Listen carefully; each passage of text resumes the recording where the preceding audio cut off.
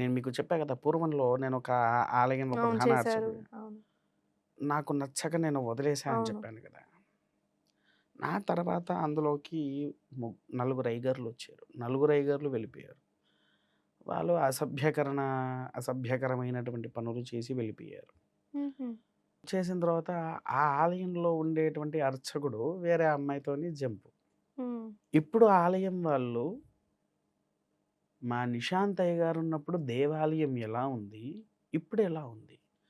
ఆయన్ని గుడికి ఆడవాళ్ళు జడలు వేసుకోకుండా ఎప్పుడమ్మా ఇదంతా 10 సంవత్సరాల కిందట. ఇప్పుడు యూట్యూబ్స్‌లలో హ్మ్. జడలు వేసుకోవాలి, ఇది వేసుకోవాలి ఇదంతా చెప్తూ ఉన్నారు కానీ, నేను గత 15 సంవత్సరాల నుండి ఆలయంలోకి ఇలా రాకూడదు, ఆడవాళ్ళు ఇలా ఉండకూడదు, ఒక మనిషి పంచ మీదనే దేవాలయానికి రావాలని ఎంత గట్టిగా అనేటివానంటే, అంత గట్టిగా. అయితే వీళ్ళేం జేస్తారంటే నేనొక ఏరియా కౌన్సిలర్‌ని హ్మ్. ఆ! అని వచ్చి మా దగ్గర రుబాబు చూపిచ్చారు. చెప్పారు. అవును. నేనొకటే మాట అండి. నువ్వు కౌన్సిలర్ కావచ్చు, హ్మ్. ఆలయ కమిటీ కావచ్చు, హ్మ్. ఆ! ధర్మరథాన్ని నడిపించే చక్రవర్తివి గూడా కావచ్చు. కానీ భగవంతుడి ముందు నువ్వు భక్తుడివి. భగవంతుడి ముందు నీవు ఒక భక్తుడివి. భక్తుడిలాగానే రా. హ్మ్.